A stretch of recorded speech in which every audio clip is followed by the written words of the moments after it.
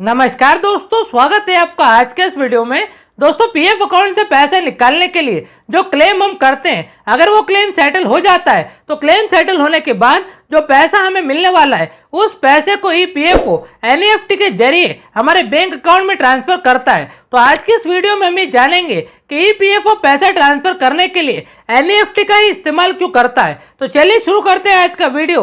और वीडियो शुरू करने से पहले आप सभी से रिक्वेस्ट है कि इस वीडियो को अभी से कर दीजिए लाइक और चैनल को भी कर लीजिए सब्सक्राइब, क्योंकि ईपीएफओ से जुड़ी जानकारी आपको इस चैनल पर मिलती रहेगी। दोस्तों, पीएफ अकाउंट से पैसा निकालने के लिए अगर आपने कभी क्लेम किया है और अगर आपका क्लेम सेटल हुआ है तो क्लेम सेटल होने के बाद ईपीएफओ की तरफ से आपको एक मैसेज मिला होगा। उस मैसेज में लिखा होता है कि आपका क्लेम सेटल हो चुका है और आपका सेटल किया गया अमाउंट 3 वर्किंग डे में आपके बैंक अकाउंट में वाया एनईएफटी ट्रांसफर कर दिया जाएगा, यानी कि एनईएफटी के जरिए आपके बैंक अकाउंट में पैसे को क्रेडिट कर दिया जाएगा। इस तरह का मैसेज हर उस पीएफ मेंबर्स को मिलता है जिस पीएफ मेंबर्स का क्लेम सेटल हुआ है। तो अब इस मैसेज के मिलने के बाद पीएफ मेंबर्स का यह सवाल आता है कि क्लेम सेटल होने के बाद हमारे पीएफ के पैसे को हमारे बैंक अकाउंट तक आने में 3 दिन का समय ही क्यों लगता है। तो इसका कारण तो है एनईएफटी, यानी कि एनईएफटी के जरिए पैसा ट्रांसफर करने में समय लगता है। एनईएफटी के जरिए पैसा तुरंत ट्रांसफर नहीं होता है, इसलिए पीएफ के पैसे को हमारे बैंक अकाउंट तक आने में 3 दिन का समय लग जाता है। हालांकि आज के समय तो एनईएफटी बहुत ही ज्यादा फास्ट हो चुका है। एनईएफटी के जरिए अब बहुत ही जल्दी पैसा ट्रांसफर होता है, लेकिन कई बार किसी टेक्निकल कारण के चलते या फिर बैंक हॉलीडे होने के कारण एनईएफटी के जरिए पैसे को ट्रांसफर होने में समय लग जाता है। इसलिए ईपीएफओ अपने मैसेज में ये पहले ही लिख देता है कि 3 वर्किंग डे में आपके पैसे को आपके बैंक अकाउंट में क्रेडिट किया जाएगा।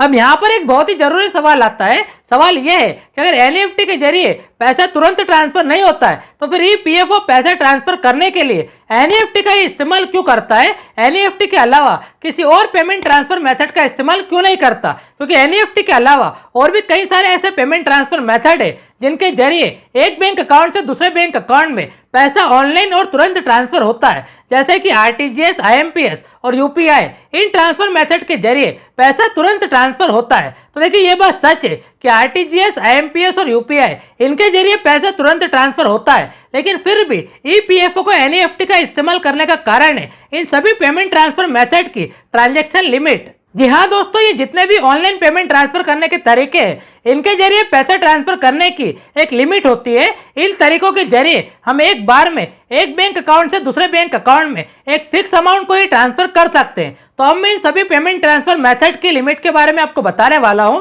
जिन्हें जानने के बाद में आपको ये क्लियर हो जाएगा, आपको इस सवाल का जवाब मिल जाएगा कि ईपीएफओ पैसा ट्रांसफर करने के लिए आखिर एनईएफटी का इस्तेमाल क्यों करता है। तो हम पहले बात करते हैं आरटीजीएस के बारे में। आरटीजीएस का पूरा नाम है real time gross settlement. RTGS के जरिए मिनिमम 2 लाख रुपए ट्रांसफर होते हैं, यानी कि 2 लाख से कम अगर अमाउंट है तो अब आरटीजीएस के जरिए 2 लाख से कम के अमाउंट को ट्रांसफर नहीं कर सकते। अब आप सोचिए कि अगर किसी पीएफ मेंबर्स का सेटल किया गया अमाउंट 2 लाख से कम है और अगर ईपीएफओ आरटीजीएस का इस्तेमाल करता है तो पैसा किस तरह से ट्रांसफर होगा। अब बात करते हैं आईएमपीएस के बारे में। तो आईएमपीएस का पूरा नाम है इमीडिएट पेमेंट सर्विस। आईएमपीएस के जरिए पैसा ट्रांसफर करने की मिनिमम लिमिट है 1 रुपए, यानी कि कम से कम 1 रुपए आईएमपीएस के जरिए आप ट्रांसफर कर सकते हैं और मैक्सिमम 2 लाख रुपए आप ट्रांसफर कर सकते हैं, यानी कि ज्यादा से ज्यादा 2 लाख रुपए ही इस आईएमपीएस के जरिए ट्रांसफर कर सकते हैं। तो 2 लाख से ज्यादा अमाउंट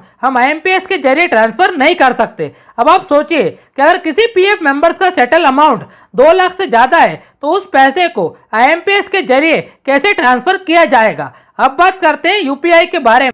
तो यूपीआई का फुल फॉर्म है यूनिफाइड पेमेंट इंटरफेस। यूपीआई के जरिए पेमेंट ट्रांसफर करने की मिनिमम लिमिट है 1 रुपए और मैक्सिमम लिमिट है 25,000, 50,000। यूपीआई की मैक्सिमम लिमिट अलग अलग बैंक में अलग अलग होती है, तो यूपीआई के जरिए भी ईपीएफओ पैसा ट्रांसफर नहीं कर सकता। इसलिए ईपीएफओ पैसा ट्रांसफर करने के लिए एनईएफटी का इस्तेमाल करता है, क्योंकि एनईएफटी के जरिए पैसा ट्रांसफर करने की मिनिमम लिमिट है 1 रुपए और इसकी मैक्सिमम कोई लिमिट नहीं है, यानी कि आप एनईएफटी के जरिए ज्यादा से ज्यादा जितना चाहे उतना पैसा ट्रांसफर कर सकते हैं। यानी कि आप एनईएफटी के जरिए मैक्सिमम 1 लाख, 5 लाख, 10 लाख या उससे ज्यादा पैसा भी ट्रांसफर कर सकते हैं। हालांकि एनईएफटी के जरिए पैसा तुरंत ट्रांसफर नहीं होता है, लेकिन एनईएफटी के जरिए पैसा ट्रांसफर करने की कोई लिमिट नहीं है। इसीलिए ईपीएफओ क्लेम सेटल होने के बाद हमारे पैसे को हमारे बैंक अकाउंट तक पहुंचाने के लिए एनईएफटी का ही इस्तेमाल करता है। बाकी आज की इस वीडियो में सिर्फ इतना ही। उम्मीद करता हूं दोस्तों इस वीडियो के जरिए इस सवाल का जवाब आपको क्लियर हो चुका होगा। ये वीडियो अगर आपको पसंद आया हो तो लाइक जरूर करें। चैनल पर अगर आप नए हैं तो चैनल को भी सब्सक्राइब जरूर कर लें, क्योंकि ईपीएफओ से जुड़ी जानकारी आपको इस चैनल पर मिलती रहेगी।